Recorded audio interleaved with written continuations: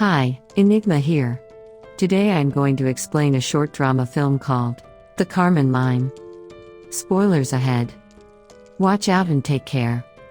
The protagonist of the movie is a middle-aged housewife named Sarah.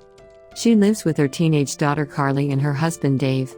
One afternoon, Sarah is in a delightful mood. She is blasting a romantic song on the radio and is dancing around the house. At the same time, Carly returns home from school and is in a seemingly bad mood. She takes off her dirty shoes and carelessly tosses them away. Her mother tries to lighten her mood by dancing and singing around her, but she doesn't acknowledge it, and rather finds it annoying. Sarah follows her to the kitchen while still dancing, but Carly simply turns the radio's volume down and takes the dinner plate from the counter. It is evident that Carly doesn't appreciate her mother's efforts and takes her for granted. Sarah, however, doesn't seem to mind her daughter's indifference. She simply turns the volume back up and checks Carly's bag to see if she has eaten all her food. Sarah then finds a test paper inside her bag that has very bad grades. Although it is only a mock test, she urges her daughter to do better. Carly, again, ignores her, which has become sort of a routine in the household. When Sarah asks for an answer, she simply walks away to her room. Moments later, Sarah picks up her drink from the living room's coffee table, but it drops from her hand. She starts to panic and yells for help as her feet begin to move on their own. Carly hears her cry and quickly runs downstairs to see her mother is levitating off the ground. She is too stunned to speak. In the following scene, 3 men are trying to bring Sarah back to the ground. One of them is her husband Dave. He holds her hand for emotional support as the other 2 guys pull Sarah down. They try their best but do not succeed. It is almost as if they are working against a mysterious force that is keeping her afloat. No matter how much they try, she doesn't budge from her place. Carly watches them from the door, not being able to comprehend what is going on. The men leave a while later, but Sarah keeps levitating. Dave then calls their family doctor, Dr. Berenger, to inspect the situation. He measures the distance she has elevated from the ground and finds out that she is going higher over time. This worries the entire family. Even the doctor does not have an answer as to how it is possible. He simply takes her blood sample to study it and hopefully find out why gravity has stopped working on her. He also promises to send in a consultant, Dr. Benham, who can potentially help her. The husband asks him how long it will take, but the doctor assures them that since Sarah is healthy, there are all the reasons to believe she will be better in no time. Starting that day, Sarah cannot move around and keeps on flying upwards. In only one day, she stands taller than her husband. Dave buys a bedpan to help her defecate, but their hopes of her getting better are fading with time.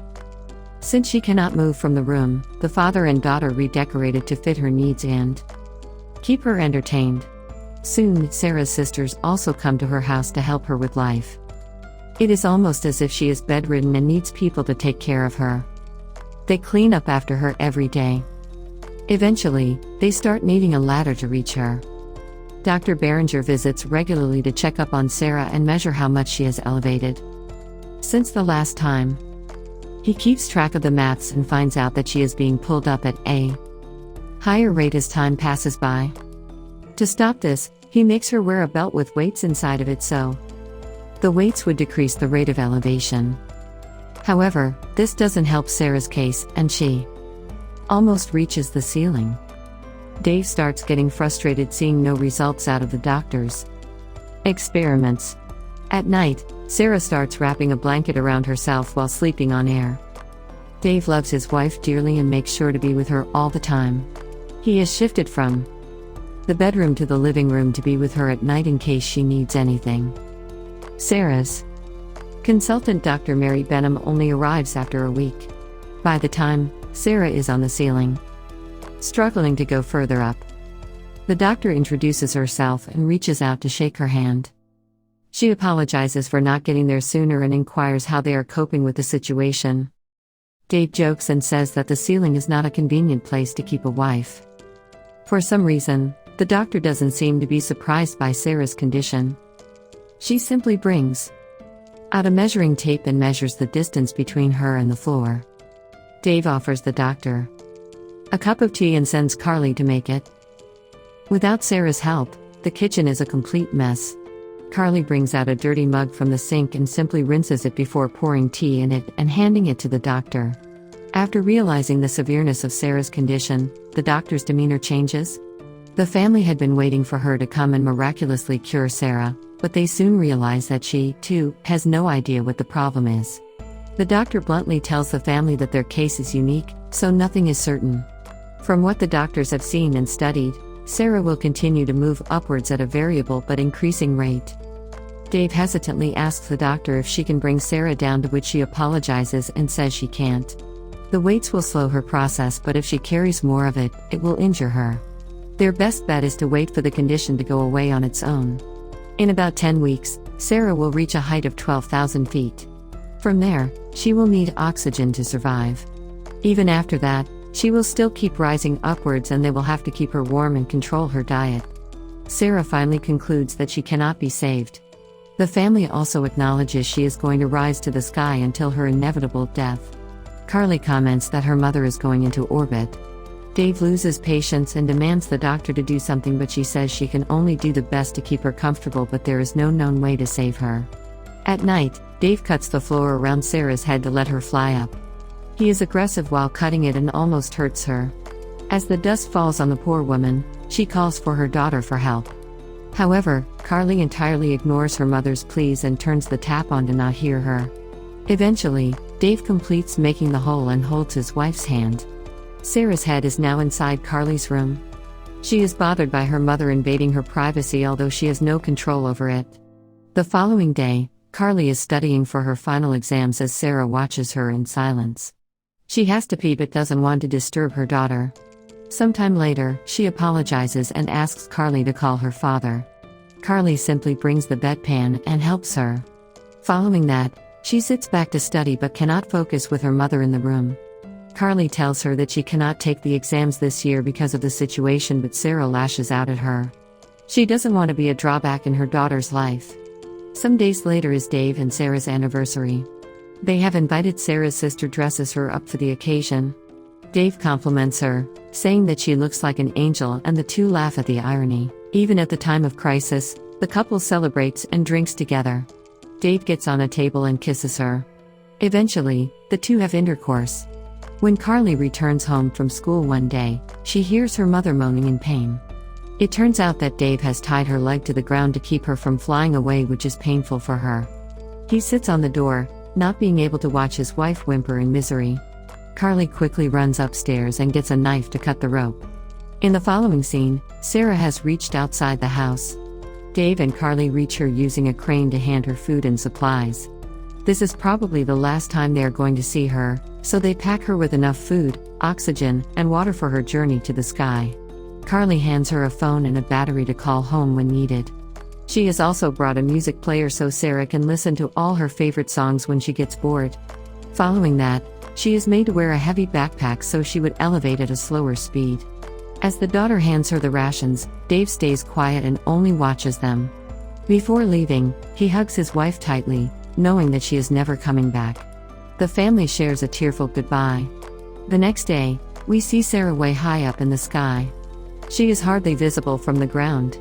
To pass time, she is invested in a crossword puzzle.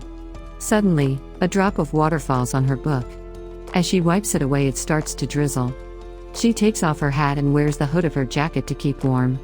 Some more days later, Sarah uses binoculars to look down at the earth.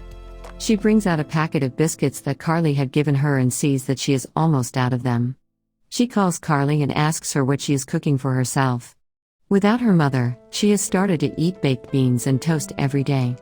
Sarah worries about her and tells her to eat well-cooked food, but Carly is not interested in talking. She answers in single words, mostly because it is overwhelming to talk to her mother, knowing that she will die one of these days. Sarah apologizes for disturbing her and claims that she misses her, but Carly hangs up the call before she can finish. Sarah gets emotional after the call, so she brings out her music player to help her calm down. But to her misfortune, she accidentally drops it. For some seconds, she loses her calm and screams in frustration. Her screams invite the flock of birds towards her, which instantly cheers her mood. She waves her hands around happily in between them. Dave misses his wife dearly and resorts to alcoholism to get rid of the pain. One night, it starts to rain heavily. Although Sarah is wearing thick clothes, they are not enough to keep her warm. She misses her family but can do nothing about it. She somehow survives the night, holding herself to keep warm. The following day, she reaches higher in the sky and now requires an oxygen mask to survive. She removes the mask and calls her husband. Dave runs to the phone and asks her if she is doing well. Carly also comes running worried about her mother. Sarah tells Carly that even if she fails her exams, she is very proud of her and will always love her. Dave repeatedly asks her to put the oxygen mask back on, but she refuses.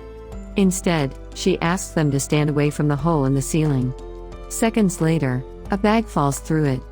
The two register that Sarah has decided to stop holding on to her life. Carly falls to the floor and hugs the bag, begging for her mother to return. As the sun rises, Sarah flies faster into the sky. With a smile on her face, she tells her husband that she loves him and puts the phone down. A while later, the phone falls through the ceiling.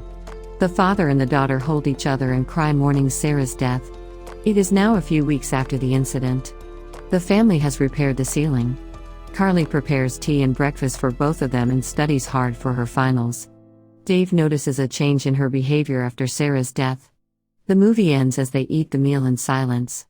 Subscribe for more videos like this, turn on the notification, and leave a like to help the channel out. Thanks for watching.